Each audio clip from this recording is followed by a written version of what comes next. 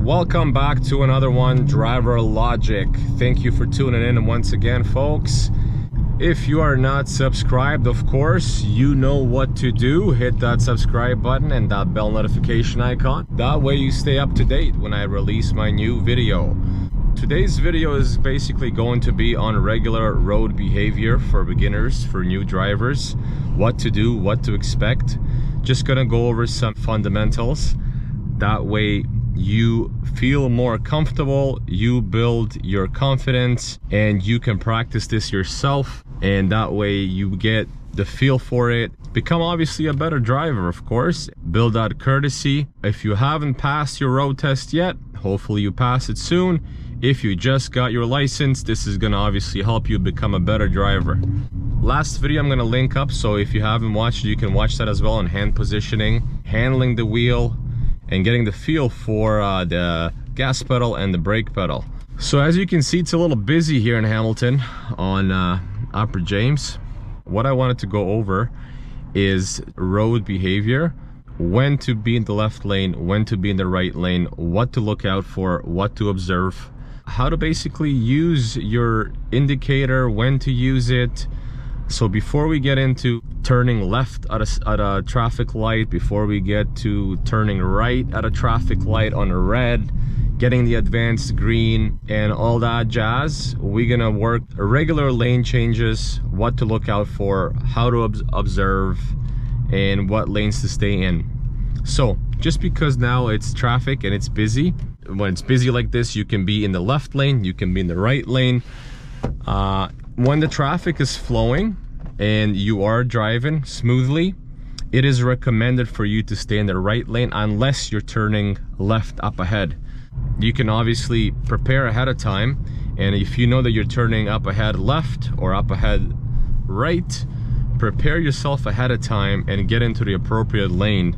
That way you don't have to do that last second and panic and create more anxiety for yourself as a younger or newer driver. Obviously the right lane is a little bit of a cruise lane, and the left lane is sort of quote unquote the faster lane or the passing lane. If you are cruising speed limit or just a little bit above speed limit, you can stay in the right lane. I'm not gonna risk being in the center of the intersection. I'm gonna stop even though it's green, because if that light turns red and I'm stuck in the center of the intersection, I'm gonna interfere with these people right here. So I'm gonna wait patiently right here. When the traffic moves, I'm gonna move. Okay, so I can move now. And hopefully I don't have to block the pedestrian zone here, even though there's no pedestrians in this area. Also, this right here, I wouldn't recommend you getting this close to a vehicle. In traffic, you're gonna find that 95% of people are really close, bumper to bumper type of deal. In case anything happens, this guy driving a manual, if his vehicle rolls back, he's gonna make contact with you. If you need to get around him, you can't, obviously, because you're too close. Car behind you is too close to you. That way you can't reverse, so you're stuck. So you always wanna make sure you can see the rear wheels of the car ahead of you. I know when it's bumper to bumper traffic, it's a little tough. Always be courteous of that, be mindful. Leave some space, leave always room for error. Like I said in the earlier video, I don't recommend you to be fancy on the wheel with your hand movements. Make sure you're at 9 o'clock and at 3 o'clock all the time. I'm driving a manual, so I'm gonna most of the time have one hand down here and one hand up here. This specific area, it's 60 kilometers per hour speed limit, so driving 60 or 70 is perfectly fine. I don't suggest you go under speed limit and start driving 50 or 45. You're gonna start creating traffic and holding up people. It's unnecessary. So make sure you're at least driving speed limit in the city, and make sure you are aware of the speed limits. Some areas are 50, some areas are 60. So this specific area right here in Hamilton, it's 60 kilometers per hour. You're gonna be doing 60 kilometers per hour in the right lane. This is sort of the cruising lane. If you need to get over to the left and turn left up ahead, obviously do so when it's safe. When you're changing lanes, there's no harm in you indicating early and then checking your rear view mirror, driver's side mirror, and your blind spot, and then moving over. There's no harm in doing that. So if you indicate a little bit earlier, that's totally fine. You're putting everybody around you on notice a little bit earlier, making sure that they're aware where you're looking to go. It's better you do it earlier than if you do it late. Obviously, you don't want to have your indicator running for 5 minutes and forget about it, but a little earlier is obviously recommended. I want to turn left up ahead. I still have a little bit to go. It is busy, so I got into the left lane a little earlier. As you can see, traffic is moving slowly. I'm always gonna keep room in front of me.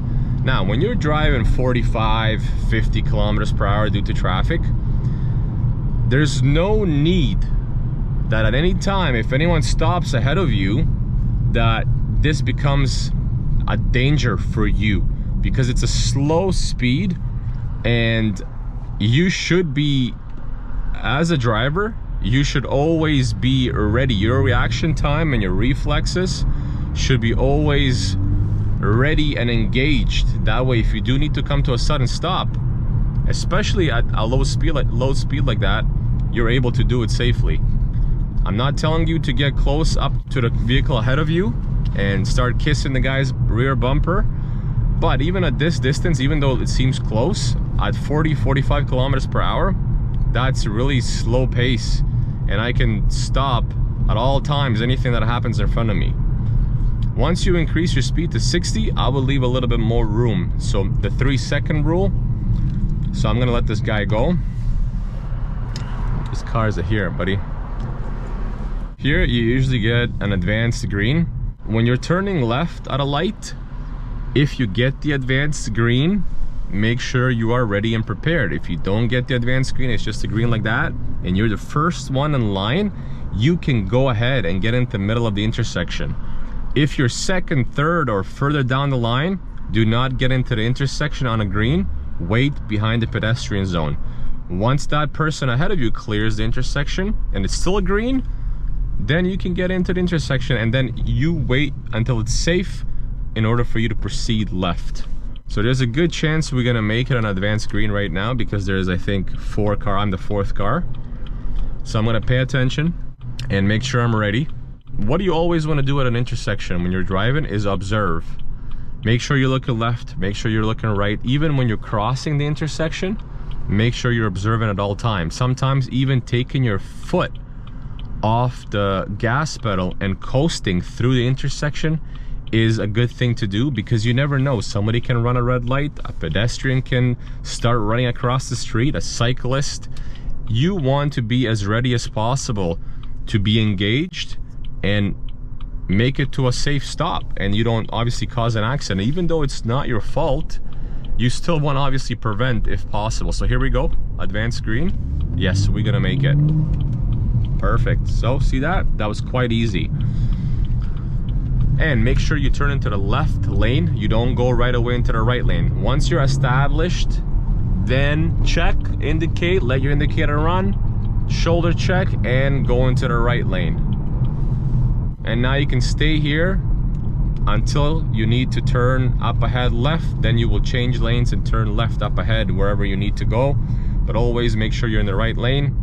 In terms of city driving at 60 kilometers per hour, how do you know if you have a safe distance with the vehicle ahead of you? It's a 3-second rule that I like to go by. So let's say if that vehicle hits that pedestrian zone sign, I'm gonna start counting. So right here, 1, 2, 3.